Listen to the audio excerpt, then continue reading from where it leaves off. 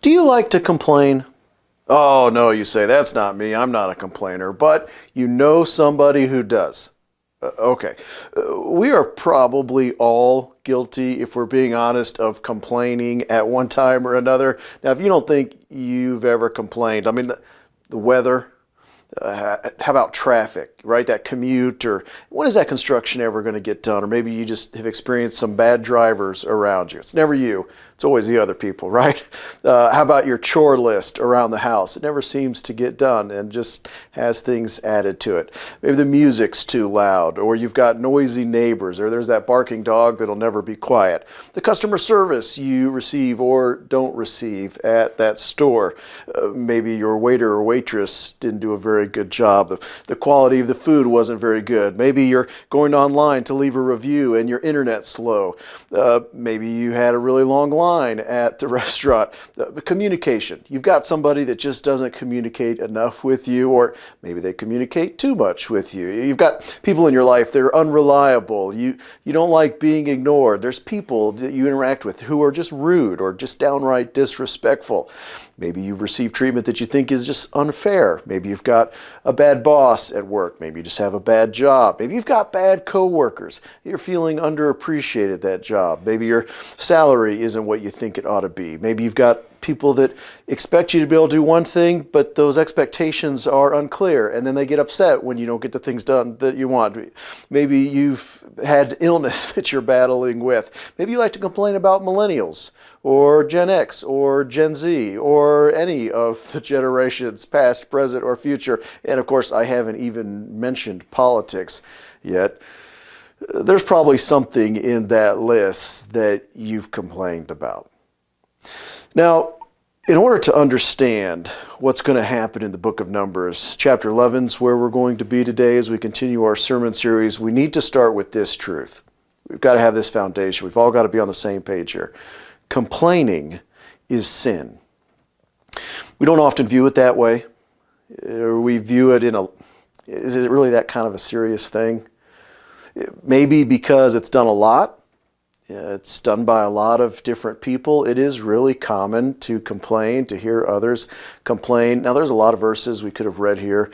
I just picked one, Philippians chapter 2, verse 14. Do everything without grumbling or complaining and arguing, so that you may be blameless and pure, children of God who are faultless in a crooked and perverted generation, among whom you shine like stars in the world.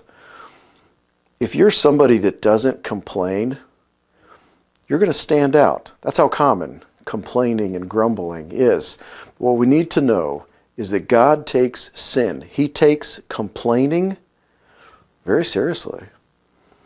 Let's pick up where we left off. You'll remember last week we covered the first 10 chapters of the book, and the Israelites are getting ready to head out to that place called the Promised Land, this place that's been promised to them that's flowing with milk and honey. Here's what we read, Numbers chapter 10, verse 33. They set out from the mountain of the Lord on a 3-day journey, with the ark of the Lord's covenant traveling ahead of them for those 3 days to seek a resting place for them. Meanwhile, the cloud of the Lord was over them by day when they set out from the camp. Whenever the ark set out, Moses would say, "Arise, Lord, let your enemies be scattered, and those who hate you flee from your presence." When it came to rest, he would say, "Return, Lord, to the countless thousands of Israel." So the Israelites have set out on the beginning of their journey to the Promised Land, and hopes are high, right? Spirits are good. Things are going well so far. And how cool is it? We touched on this a little bit last week. How cool is it that God is traveling with them? He's that cloud that they're following. What an amazing experience that would have been. Now we turn the page to chapter 11. Here's how it begins. Now, the people began complaining openly before the Lord about hardship. When the Lord heard, his anger burned, and fire from the Lord blazed among them and consumed the outskirts of the camp. Then the people cried out to Moses, and he prayed to the Lord, and the fire died down. Boy, that didn't take long. We're just 3 days in. 3 days into this 2-week journey, and the Israelites start complaining. Now, it doesn't tell us exactly what they were complaining about. It just uses this word hardship. But the thing is, this isn't out of character for them. This group, they're a fickle bunch. They are very much a, what have you done for me lately kind of people. We see that in some of their history. God had led them out of Egypt, takes them to the Red Sea. They're on the run from the Egyptians. The Egyptians are in heavy pursuit. And how do the Israelites respond? They begin to complain. God miraculously parts the waters of the Red Sea, saves them from certain death, and shortly after that, what happens? They complain. And now here in the book of Numbers, they complain. God's response is to send judgment in the form of fire on the outer edges of the camp. It seems to be burning inwards. Some are killed in this fire, but Moses intercedes and the fires die down. Now, do you think they learned their lesson? Not quite. Here we go again, now verse 4. The riffraff among them had a strong craving for other food. The Israelites wept again and said, "Who will feed us meat? We remember the free fish we ate in Egypt, along with the cucumbers, the melons, the leeks, the onions, and garlic. But now our appetite is gone. There is nothing to look at but this manna." Now, the manna resembled coriander seed, and its appearance was like that of bdellium. The people walked around and gathered it. They ground it on a pair of grinding stones, or they crushed it in a mortar, then boiled it in a cooking pot and shaped it into cakes. It tasted like a pastry cooked with the finest oil. When the dew fell on the camp at night, the manna would fall with it. Moses heard the people, family after family, weeping at the entrance of their tents, and the Lord was very angry. Moses was also provoked. See, the Israelites had experienced manna before. This isn't their first go-around with it. We could read about their first experience in the book of Exodus, and there it tells us that manna it tasted like wafers made with honey. Here it uses the description that it was pastry cooked with the finest oil, and that there were different ways you could prepare it. You could boil it or bake it or grind it up. The manna was good. It was tasty. It was quite delicious. It was everything that they needed to be sustained in their journey, but it wasn't everything that they wanted. So they were getting tired of eating the same thing every single day. I can relate to that just a little bit. Maybe you too have variety in your menu. You don't like to eat the same thing every day.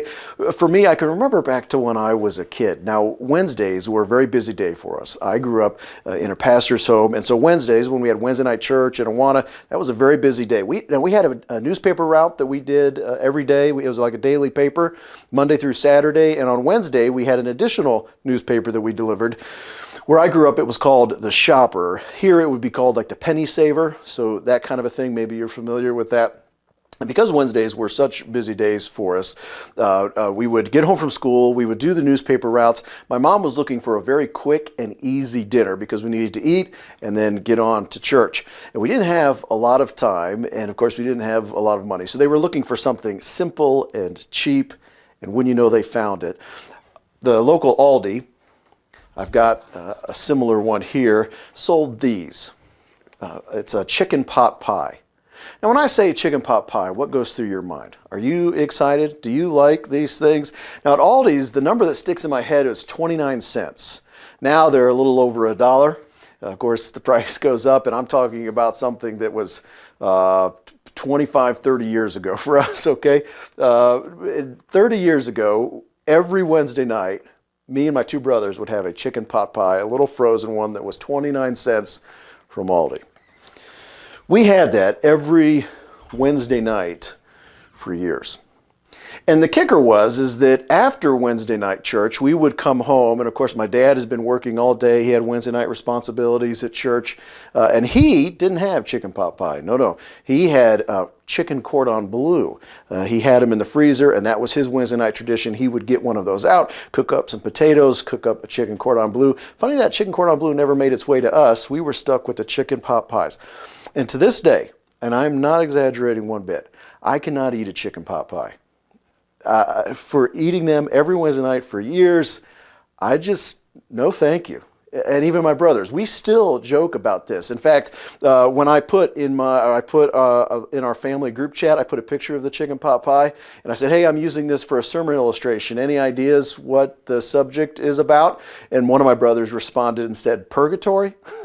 None of us are fans of chicken pot pies. Now, maybe you love chicken pot pies, but for me, I got tired of eating the same thing all the time. And that's kind of what's happening here with this group of people. They grew tired of it in the book of Exodus, and they're grown tired of it here in Numbers, and they begin to complain. And Moses hears this. He hears the people, Scripture says, family after family, weeping at the entrance of their tents. We're tired of manna. God gets angry. Moses gets angry. And here's what Moses says to the Lord. Now I'm in verse 11. Why have you brought such trouble on your servant?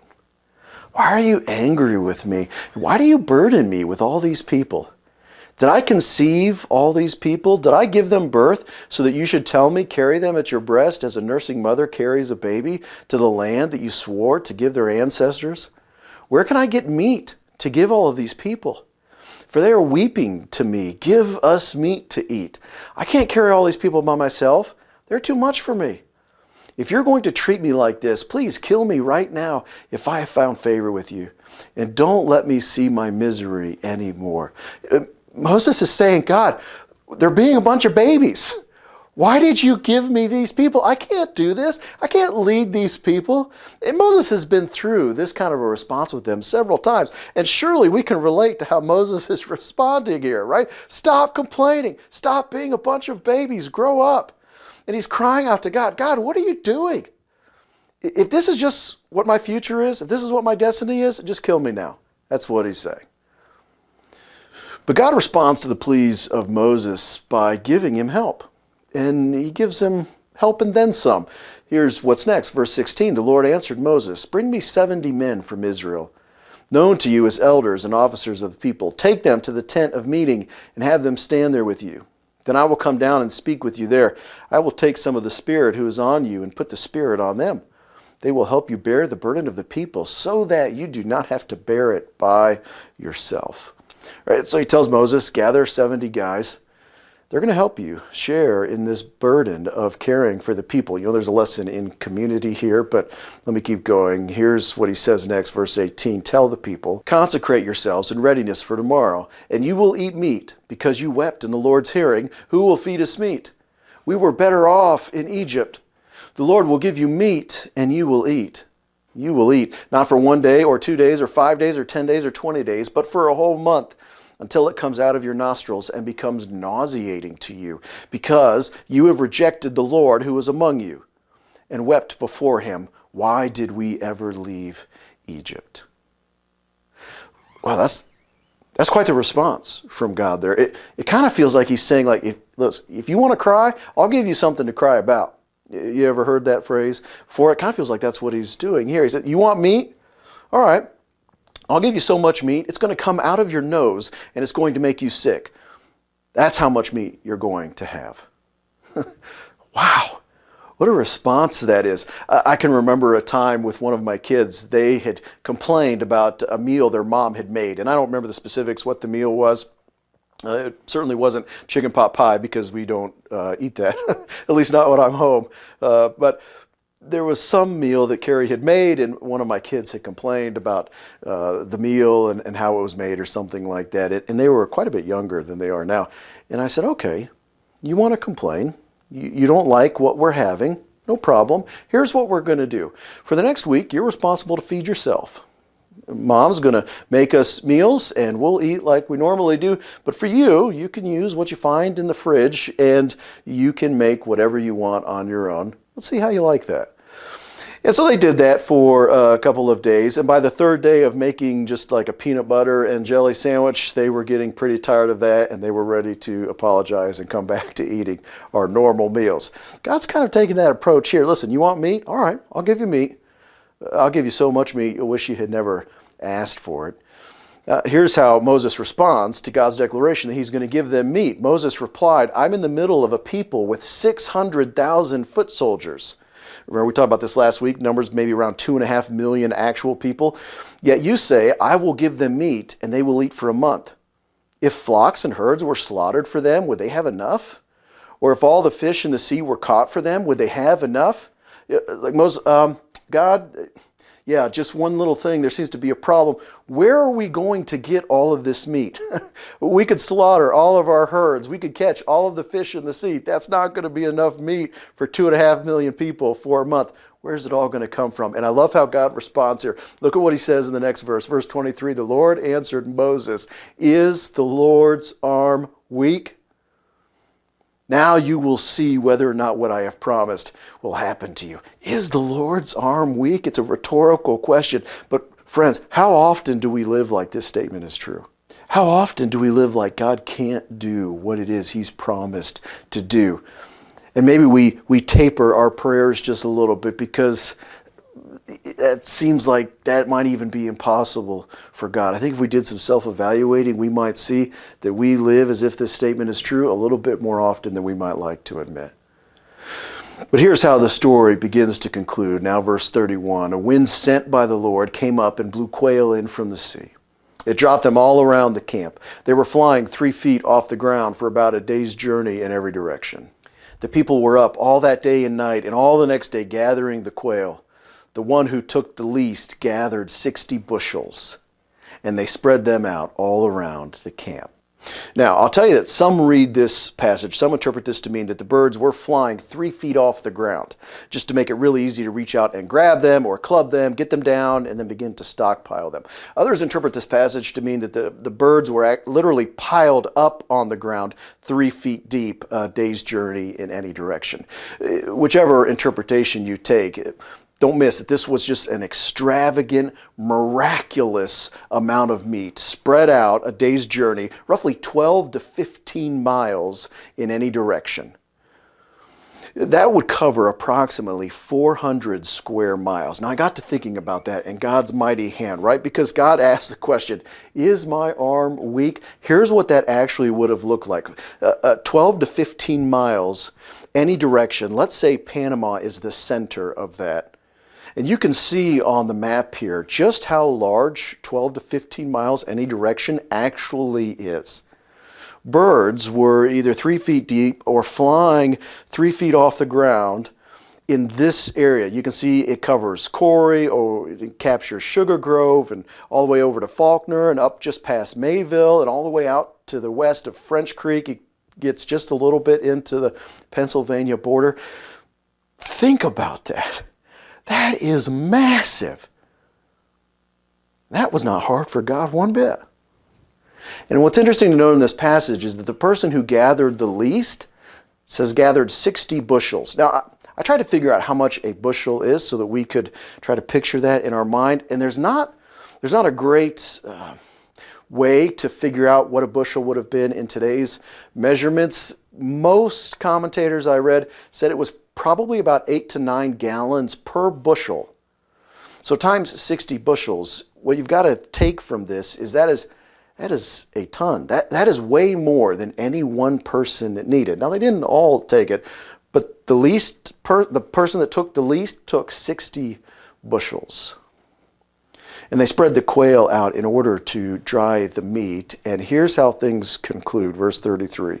While the meat was still between their teeth, before it was chewed, they literally just taken a bite, the Lord's anger burned against the people, and the Lord struck them with a very severe plague. So they named that place Kibroth Hattaavah, because there they buried the people who had craved the meat. So that's how this story ends. And the Israelites, surely wanting to distance themselves from the tragedy that had just occurred, they move on, and that's where we'll pick up the story next week. So, what went wrong? Right, or asked another way, like, what do we learn from this? Or we're to learn from their mistakes. We talked about this verse last week. 1 Corinthians chapter 10, Paul says this, now these things took place. He's talking specifically about the Israelites in the wilderness. These things took place as examples for us, so that we will not desire evil things as they did, and don't grumble as some of them did, and were killed by the destroyer. Remember our foundation to this, that God takes complaining, he takes sin very seriously. And so what is it that we can learn from this? What is their mistake? Now, You might be tempted to just give the really quick answer, and it wouldn't be wrong, but especially based on how we started our time together, where did they go wrong? Well, they complained. Now, that's true, but I think there's some more lessons to be learned here than just that. Let me point out a few things. Number one, complaining is contagious. Complaining is contagious. If you go back to verse 4, it uses a word here that I think is quite interesting. The riffraff among them had a strong craving for other food. That word, riffraff, isn't that interesting? The word in the original language here, it indicates that this was a mixed group of people of various nationalities. They weren't all Israelites, but they came out of Egypt with the Israelites, with God's people, but they had never fully assimilated. They had never fully taken on Israel's values, their standards. And a riffraff means a rabble-rouser, a person who speaks with the intention of inflaming the emotions of a crowd of people. And if you go back to verse 4, you'd see how the complaining started with the riffraff, but then it spread to the rest of the Israelites, and now they're complaining as well. See, here's the thing about grumbling, about complaining. It's going to typically start with someone who, quite frankly, has very little spiritual depth. More on that in a minute, but it can easily get passed on to everyone around them. Think of how often and easily complaining can infiltrate a group. Right? There's safety in numbers when it comes to complaining. I've mentioned this before, but one of the things I enjoy doing is early in the morning, going maybe to Burger King or McDonald's, and I get a drink and maybe a breakfast burrito or something, and I have a chess board that I can play online, and I like just sitting there and playing chess and starting my day that way, or maybe doing it on my day off or something. But I'll tell you, I've been around enough of those kinds of restaurants, Wendy's, McDonald's, Burger King, Panera, ones like that.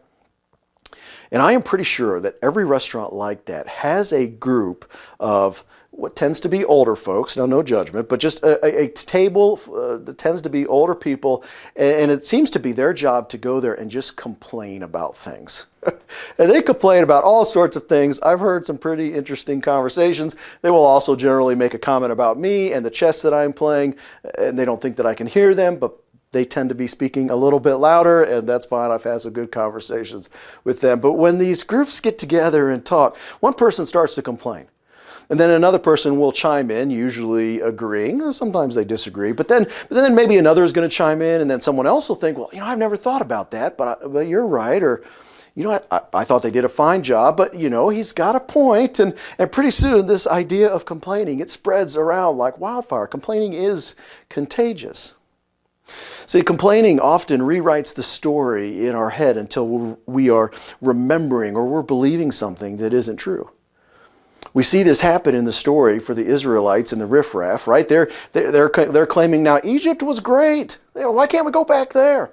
Or manna is terrible. And what happened to them can be equally true of us. We as Christ followers, we have to be paying attention to and being careful about who we spend our time with and how we spend our time with them. Now that's not to say that we are to cut off unbelievers. It's not to say that we're not to spend time with people lacking in spiritual depth. Certainly we're called to minister and to witness and to build others up. But when we find ourselves getting pulled into this vice, into this sin that God takes seriously, we need to evaluate some things. We need to be on guard against what might be creeping into our hearts. All right.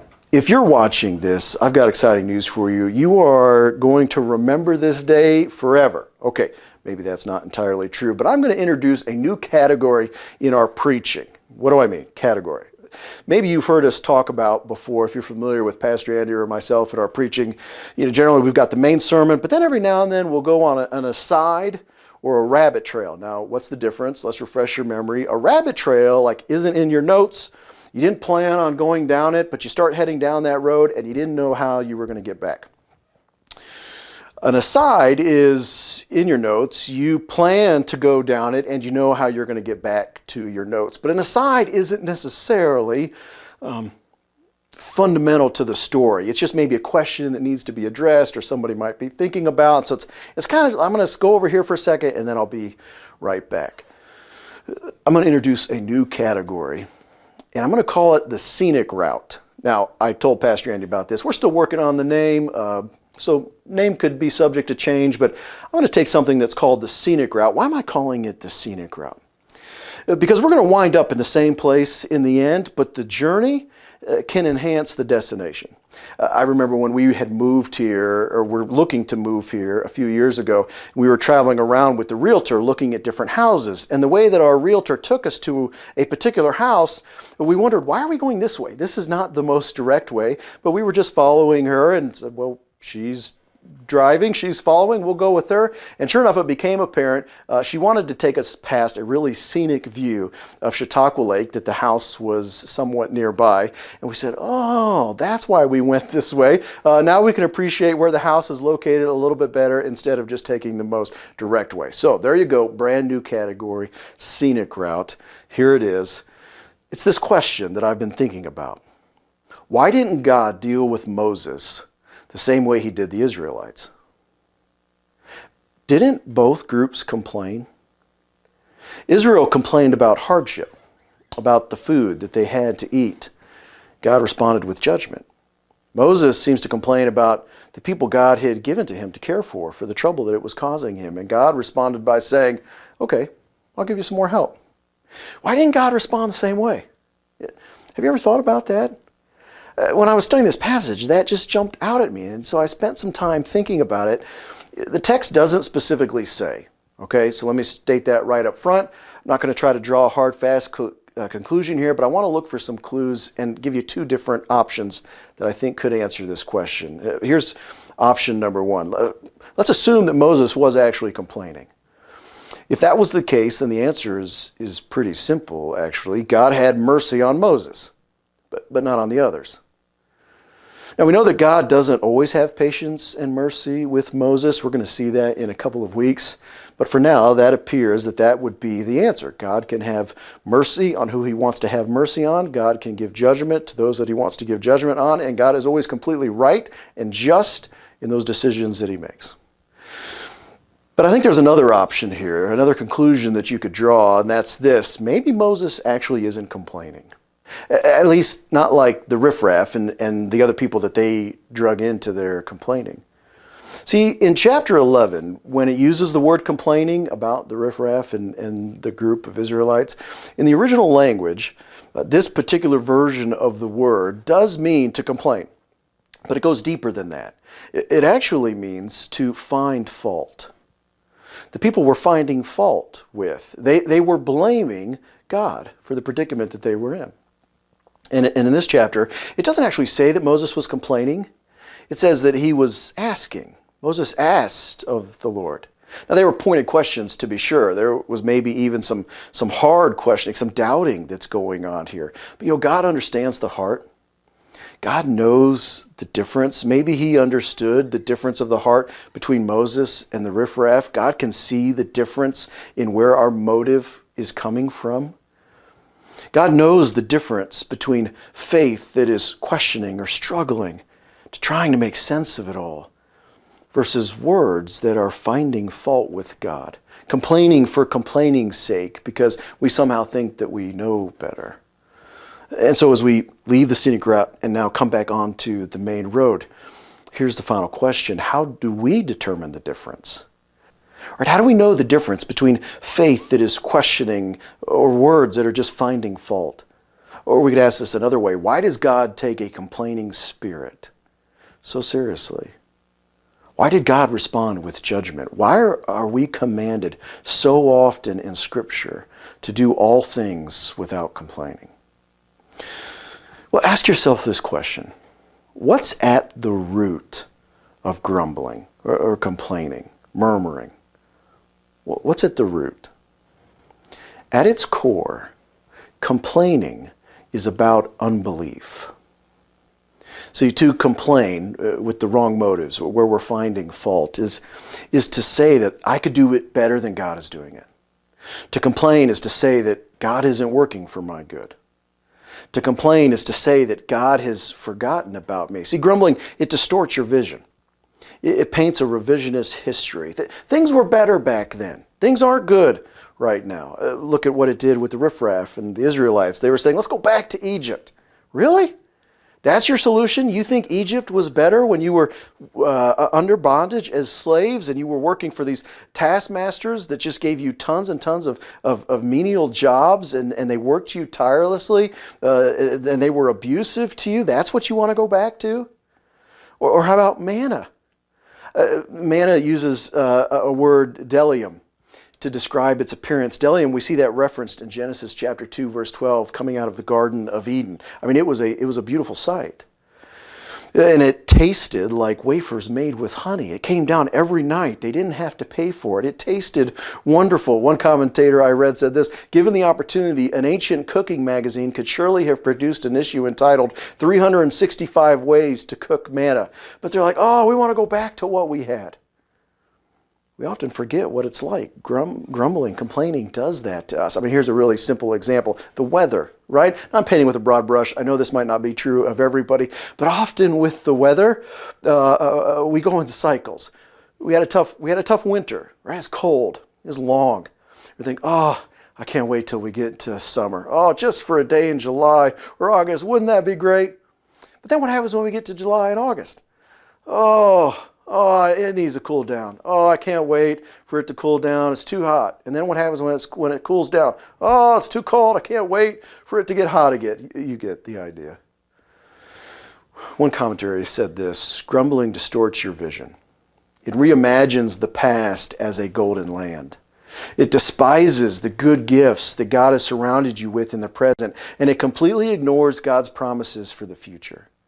Grumbling is an unbelief that robs you of your joy. It is the exact opposite of faith, which sees the past and present with clear eyes, but has its gaze joyfully fixed on God's promises for the future. Faith believes God's promises to be certain, no matter what difficulties the present may hold. So this is part of the reason why it is so important to surround yourself with people who have solid faith, who have spiritual depth. You'll see the world. They'll help you see the world, your circumstances, through their lens, through the mercies, the goodness of God. But hang on, you might be asking, Joel, my situation really is that bad. My past really is better than what my present is. And let's acknowledge for a minute that might actually be true. It might be nice for you to go back to the way that it was. I understand that. But for the Jesus follower, our faith, our joy, though it is anchored in the past and carries us along in the present, it is not fixated on either of those things. No, our faith looks forward to the future. Our faith is not based on life's current circumstances. Our joy is not based on what's happening to me today. If it was, well then sure, complain away. But no, our faith remembers that this life is not all there is. In fact, this life, hardships and all, will pale in comparison when we see the author and finisher of our faith, Jesus Christ. The Israelites were wandering in the wilderness. They did have some hardship. But for a moment, they forgot where they were going. They forgot that the wilderness wasn't their home, that they were going somewhere far better. And the same is true of us. This world is not my home. Where I'm going is far, far better, and whatever I endure now will make the end that much sweeter. Faith that looks toward the future is the key to a life of joy. It is the key to defeating this sin of complaining. Because then my joy and my outlook on life isn't dependent on the hardships of travels or the monotony of manna, but on the glory of what awaits. It's for this very reason why Paul could write Philippians chapter 4, verse 13. I don't say this out of need, for I've learned to be content in whatever circumstances I find myself. Right? Paul knows what's ahead. He says, I know how to make do with little. You could say, I know how to make do with manna. And I know how to make do with a lot. In any and all circumstances, I have learned the secret of being content. That's really the opposite of complaining, isn't it? Whether well-fed or hungry, whether in abundance or in need. And I am able to do all things through him who strengthens me.